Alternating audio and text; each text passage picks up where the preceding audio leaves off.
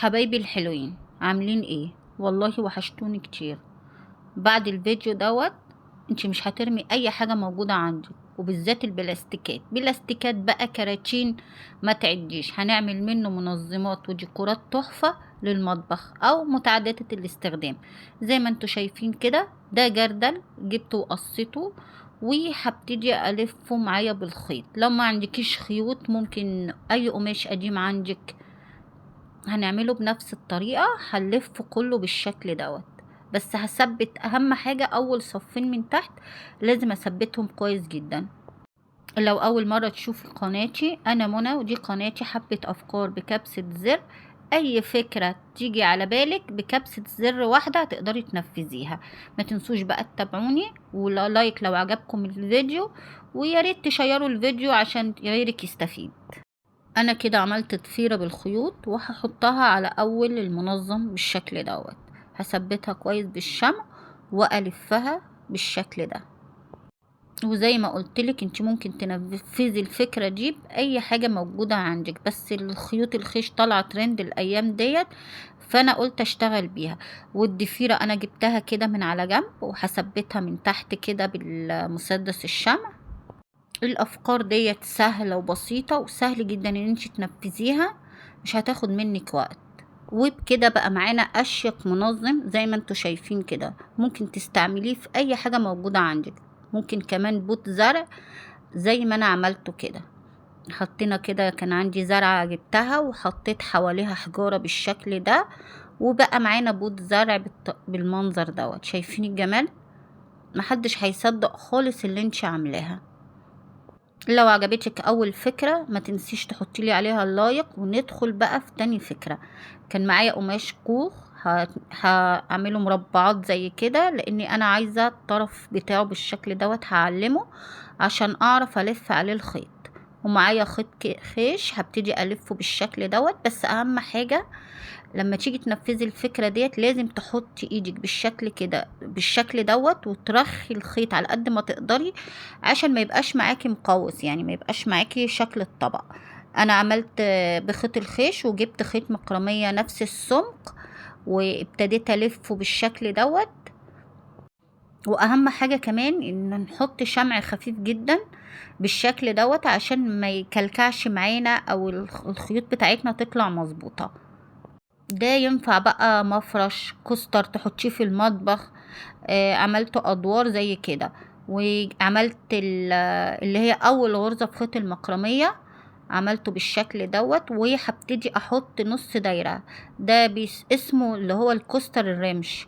ممكن نعلقه على الحيطة، ممكن نحطه في المطبخ نعمله ككوستر، ممكن نعمله كمفرش. الكوستر ده طالع ترندي وبيتباع غالي جدا. سهل انت تعمليه باي خيوط موجودة عندك، مكرمية، خيش.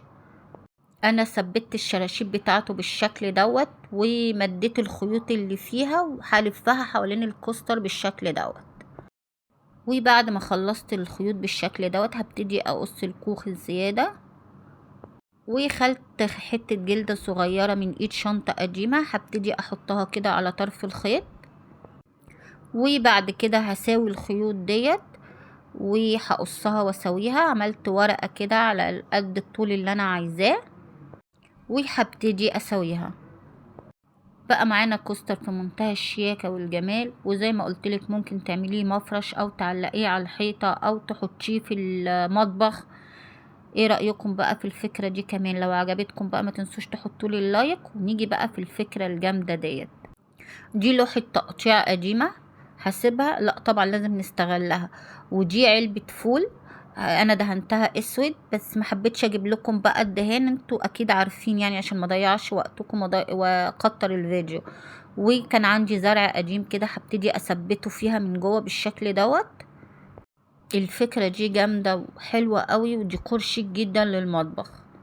ممكن كمان نحط عليها كلمة هوم ونعلقها في الصالة او على الباب. ممكن نحط عليها كلمة ويلكم، بس انا حبيت اعملها ديكور للمطبخ، فانا هحط عليها دلوقتي حاجات اللي هي تخص المطبخ. طباخ، كلمة كاتشن كده. لو وصلتي معايا لغاية هنا ما تنسيش بقى تعملي لايك على الفيديو، ولو بيعجبك محتوايا ما تنسيش الاشتراك في القناة وتفعيل زر الجرس عشان اي فيديو جديد ينزل يقدر يوصلك.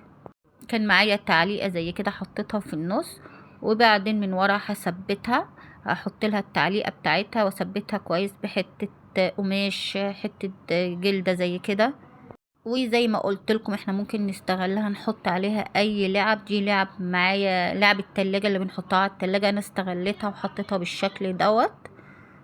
وادي كده فكرتنا خلصت. شايفين بقت احلى تعليقة معانا في المطبخ نعلق عليها الفوط.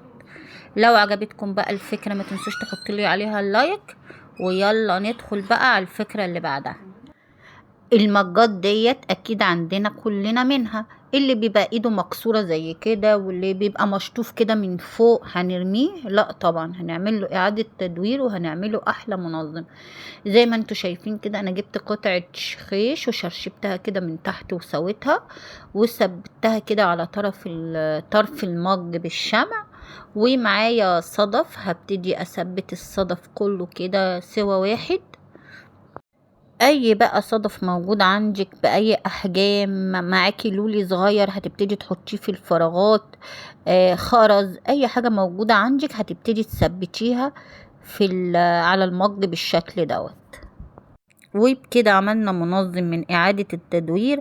ممكن نحطه بقى في المطبخ، نحط فيه المعالق والشوك، ممكن نحطه فيه على الترابيزة، نحط فيه الريموتات، نحط فيه اكياس النسكافيه. زي ما انتوا شايفين كده بقى معانا احلى منظم. بس انا استعملت حطيت فيه الريموتات كده على الترابيزة. ايه رأيكم بقى في الفكرة ديت؟ وده اخر الفيديو. لو عجبتكم افكار النهاردة ما تنسوش تدعموني بلايك وشير واشتراك في القناة. والسلام عليكم ورحمة الله وبركاته.